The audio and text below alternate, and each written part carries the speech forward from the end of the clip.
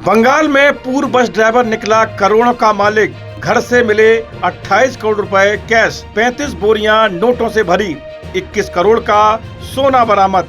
कौन है आरोपी? टुलू मंडल। पश्चिम बंगाल में सरकार बदलने के बाद पुलिस ने भ्रष्टाचार की जड़ें खोदने का काम शुरू कर दिया है। इसी कड़ी में राज्य पुलिस बीरभूम जिले के मोहम्मद बाजार में मौजूद एक घर में छापा मारने पहुंची तो दौलत का भंडार देखकर वह हैरान रह गई।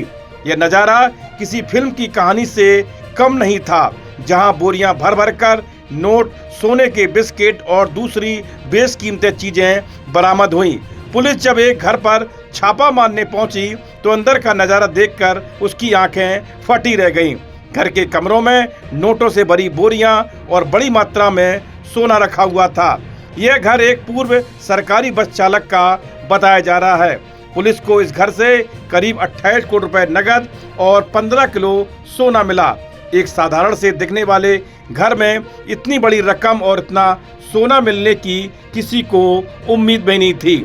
घर से इतनी बड़ी मात्रा में नकदी मिली कि उसे हाथ से गिनना संभव नहीं था। इसके बाद पुलिस ने नोट गिनने की 5 मशीनें मंगवाई। बोरियों में भरे नोट इतने ज्यादा थे कि गिनती के दौरान कुछ मशीनें बीच में ही बंद हो गईं। कई घंटे की मेहनत के बाद पुलिस पूरी रकम गिन सकी।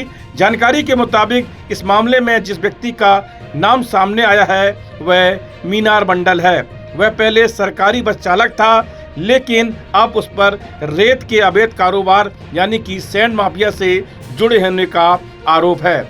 इस बस ड्राइवर टुलू मंडल उर्फ मोहम्मद नजीमुद्दीन के तार पूर्व टीएमसी नेता से जुड़े हैं।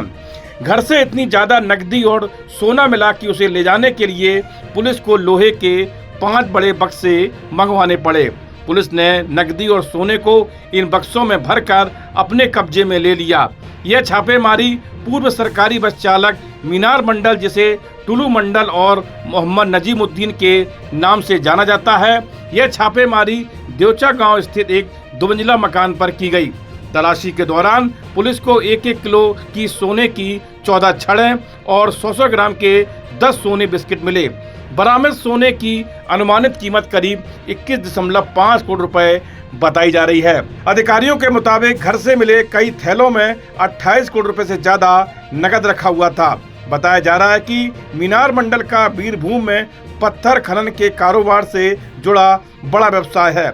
यह मामला बीरभूम में कथित अवैध खनन और सरकारी राजस्व को नुकसान पहुंचाने के मामले में चल रही बड़ी कार्रवाई के दौरान सामने आया है। बीरभूम जिला लंबे समय से पत्थर खनन और अवैध कारोबार और उससे जुड़े संगठित अपराध के आरोपों को लेकर जाना जाता है। पुलिस एजेंसियां लगातार इसकी जांच कर रही हैं।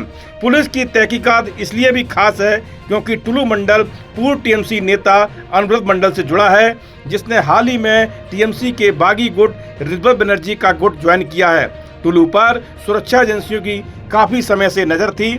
टुलू मंडल का नाम पहले भी करोड़ों रुपए के कथित मवेशी तस्करी मामले में सामने आ चुका है। बताया जाता है कि अगस्त 2022 में सीबीआई ने बीरभूम के मोहम्मद बाजार इलाके में उसके कार्यालय, गोदाम और कई दूसरी संपत्तियों पर छापेमारी की थी।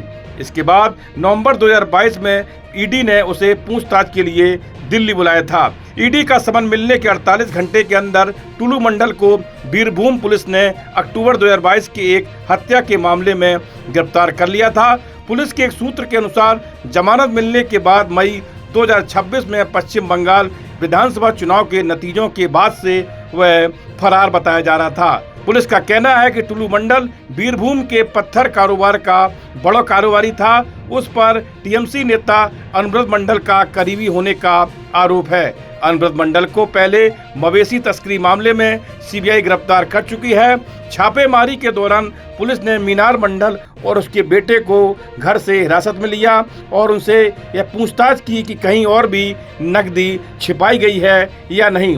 पुलिस के मुताबिक मीनार मंडल पहले North Bengal State Transport Corporation में ड्राइवर था।